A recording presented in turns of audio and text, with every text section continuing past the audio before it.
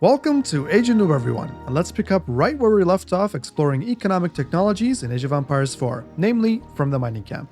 Before we begin, make sure that you watch the previous video about when to build a second mining camp, as I've gone through the mining fundamentals there and applied the learnings to this video. If you've already watched it, then grab your pickaxes and let's descend right into the mines. Alright, as usual, we'll begin by first analyzing the effects of mining technologies, then investigate when it's worth it to research them. As you may know, mining rates are influenced by wheelbarrow, specialized pick, acid distillation, and cupellation. For your information, these tests were all conducted using the small gold vein, so you'll likely get slightly better results if you use the larger ones due to better villager pathing. Furthermore, although all tests in this video are conducted on gold, the same logic and outcomes will apply to stone as well. Also, based on the findings on the previous video I made on mining, I used one mining camp for the 5 and 10 villager tests and 2 mining camps for the 15 and 20 villager tests for maximum efficiency, so keep that in mind. And finally, villager behavior sometimes slightly skews the numbers in the tests conducted, as they'll occasionally veer further away from the mining camp purely due to RNG. That said, this slight margin of error should not impact our conclusions or rules of thumb in the end, so don't worry about that. Okay, let's begin with wheelbarrow first. Wheelbarrow is the most common economic upgrade most players will research, but within the context of mining, it only begins to really kick in once you have more than 10 miners at a given location. This is, of course, due to the increased walk time and biased movement of the villagers further away from the mining camp. Granted, if I didn't double the mining camp for the 15 and 20 villager tests, then its effects would be even larger, but as I explained in the previous video, doubling the mining camp is the correct decision regardless. That said, I will not calculate payback time for wheelbarrow in this video specifically as well, as it affects all resources collected, and I'm planning on making a standalone video on it soon.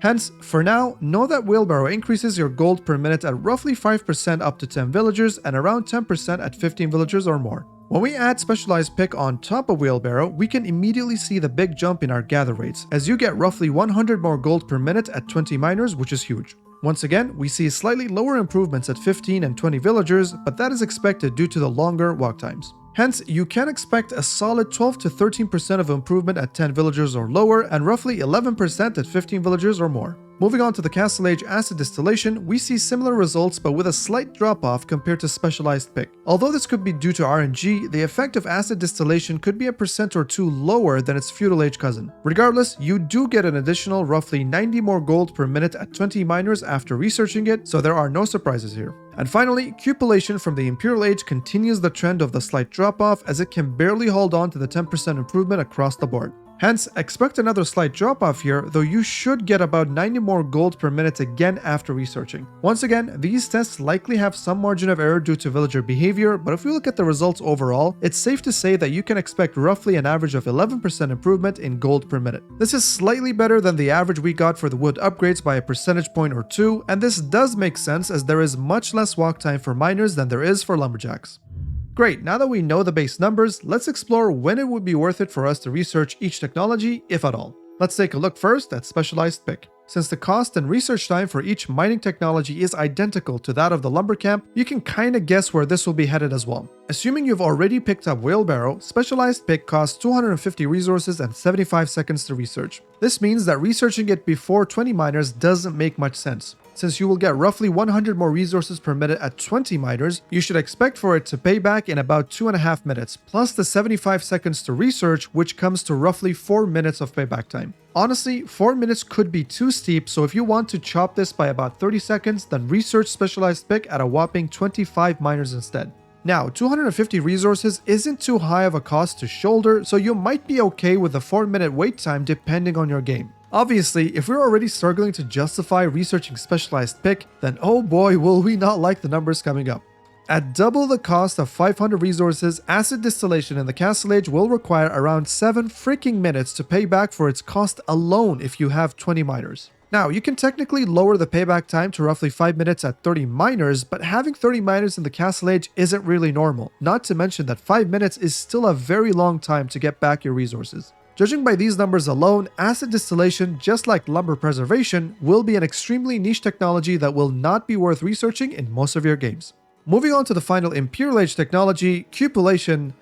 I mean, what can I say about this? This technology straight up should not exist in the game in its current state, as it could very well be the most useless technology in the entire game. If you watch the lumber camp upgrades video, you'll know that crosscut saw is an awful technology that should not be picked up 99.99% of the time due to its insane 11-minute payback at a whopping 30 lumberjacks. The story is very similar here, but it's somehow even worse. This technology is so bad that I have to put this into perspective for you to appreciate how stupid it is. 20 miners with Cupellation researched and 2 mining camps built around a fresh small gold vein will chew through the entire gold vein in under 4 minutes. This means that you will have to mine almost 4 entire gold veins just to pay its stupid 1,000 resources cost. You'll most likely run out of gold on the freaking map before you get anything out of this technology, so please, I beg you, do not research Cupellation. Well, here's the thing. I bashed on crosscut saw in the lumbercamp technologies video as well, but I did mention that on maps like Black Forest and perhaps in low elos, it could just maybe make sense for some games that take 2 hours long to finish.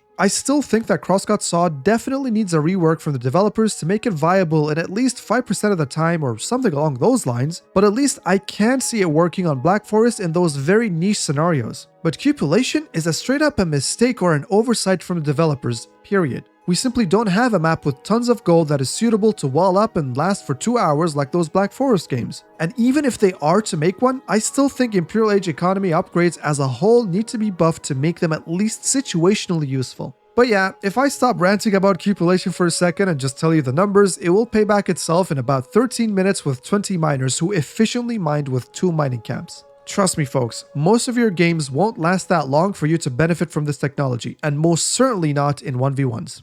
As usual, now that we've run through all of the numbers, let's take a look at some rules of thumb you can apply as a general advice in most of your games regarding mining technologies. Number 1. Only research specialized pick if you have 20 or more miners, either gold or stone, and be ready to wait for roughly 4 minutes for it to pay back itself and begin to give you 100 more gold per minute. I really don't recommend picking it up anytime sooner, as 250 resources that early in the game could be used in much more useful ways. Number 2. Acid distillation is an extremely niche technology that will not be worth researching in 99% of your games, as it costs a significant 500 resources and takes a whopping 7 minutes to pay back itself with 20 miners. Maybe in a team game of a 4v4 giant map on King of the Hill with tons of gold that lasts more than an hour, it just might be worth picking it up then if you know the game will last that long. But on most normal games, you're better off spending those 500 resources elsewhere. Number 3. Pretend Cupellation doesn't exist. Think of it as those get paid $10,000 a month at home with no experience required. Sounds great, but it's a scam. Hence, anyone researching Cupellation or recommending it to a friend after watching this video is a scammer and is not welcome in our community. Number 4. Wheelbarrow does give a great boost to mining if you have roughly 10 miners in which building a second mining camp is not worth it, but there is more walk time than usual. But if you are mining in low numbers, such as 5 miners, know that Wheelbarrow has a very negligible effect. Stay tuned for a comprehensive video on when to pick up Wheelbarrow specifically soon on this channel as well.